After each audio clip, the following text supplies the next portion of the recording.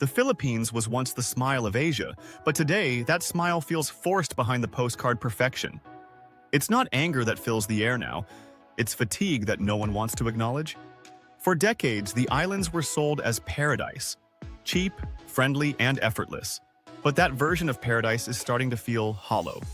The problem isn't beauty, it's balance, and balance has quietly broken. The world expected recovery after the pandemic, but what came back wasn't revival, it was realization. Tourists are returning, yet the country that once needed them now wonders if it's losing itself in the process. Money flows in, but meaning flows out, and that exchange rate is destroying what made the islands special. Behind the white sand and clear water lies an emotional debt that grows deeper each season. From Palawan to Siargao, every island carries the same paradox. Beauty on the surface, struggle underneath. The Philippines didn't fall overnight. It's slowly drowning under its own success. Airports are busy, but the people feel empty. Smiles have become currency, and exhaustion is the price of staying open. Tourism was supposed to lift the country, yet it has turned into the weight everyone carries. Each new resort built feels like another piece of the island sold. The infrastructure was never designed for millions, but marketing promised infinity. The roads crack, the grids fail, and still, more tourists arrive chasing a picture that no longer exists. When the planes stopped during the pandemic, the silence told the truth no one wanted to hear. Without outsiders, the island stood still, and for the first time they could hear their own heartbeat again. But when travel returned, so did the noise. The rush to recover became a race to repeat the same mistakes, only faster. Locals traded resilience for survival, and what was once hospitality became necessity. The result is an economy built on exhaustion, not empowerment. Every cafe, every beach bar, every tricycle driver tells a similar story. Longer hours, fewer tips, more stress. The warmth is still there, but it's burning at both ends. The government celebrates numbers while the people count losses. Tourist arrivals rise, yet quality of life quietly declines. This is the unspoken truth behind the crisis. More doesn't mean better. Volume without value is the enemy of paradise. You can still find the postcard moments, but they're harder to feel now. The laughter in Boracay sounds rehearsed. The smiles in Cebu come slower.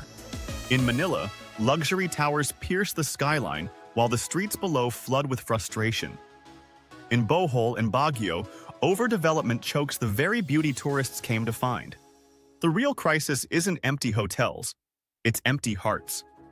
The soul of Filipino hospitality is tired of being taken for granted. Locals whisper it in bars, vendors admit it in sighs. The love for visitors is still there, but it's changing. What used to be welcome now feels like endurance. The kindness of Filipinos was never a product, yet it's being sold as one. You can't commodify a culture and expect it to stay pure. Inflation rises while wages stay still, and every price hike widens the gap between those serving and those served. The same people who built paradise can no longer afford to live in it. In Siargao, once the poster child for ecotourism, traffic jams fill the narrow roads. In El Nido, tourists line up for untouched lagoons that are anything but untouched. Progress without limits always leads to loss. The Philippines is learning that too late, one beachfront at a time. The tragedy isn't the fall, it's the silence. Everyone knows what's happening, but few dare to say it. Tourism boards call it growth, but locals call it survival. The truth sits somewhere in between, drowned beneath the sound of jet skis and promises. Because every tourist destination eventually faces a choice: protect what's real or profit from what's left. The Philippines is standing right on that line. In Palawan, mangroves give way to glass villas. In Cebu, coral reefs die quietly beneath luxury yachts. Nature doesn't collapse dramatically. It fades quietly, like an apology no one hears.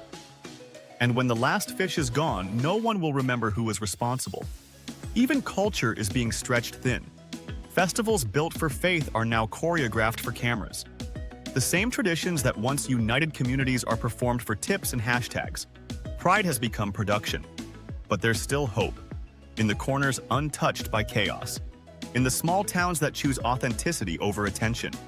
Some locals are taking tourism back, setting boundaries and restoring respect. They're showing that paradise doesn't need to be crowded to be alive. In Bohol, some resorts close during sacred months to give the land rest. In Palawan, community leaders limit visitors to protect coral life. These small revolutions are quiet but powerful. They remind the world that sustainability isn't luxury, it's survival. The Philippines can recover, but not by repeating its past. It must rebuild slower, smarter, and more self-aware. Because paradise isn't a performance, it's a partnership. The people who live here aren't extras. They're the heart of the story. If they're protected, everything else can heal.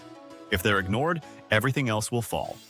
Real recovery won't come from record arrivals, but from restored respect. True luxury is when the land and the locals both thrive. For too long, the Philippines has sold affordability. Now, it needs to sell authenticity.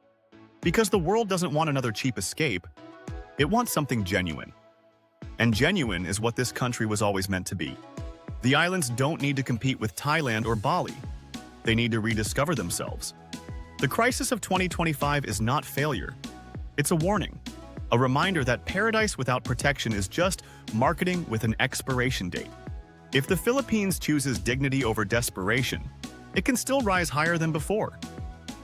But if it keeps chasing numbers, it will lose everything numbers can't count. The world will keep coming for the beaches, but what they'll remember is the people.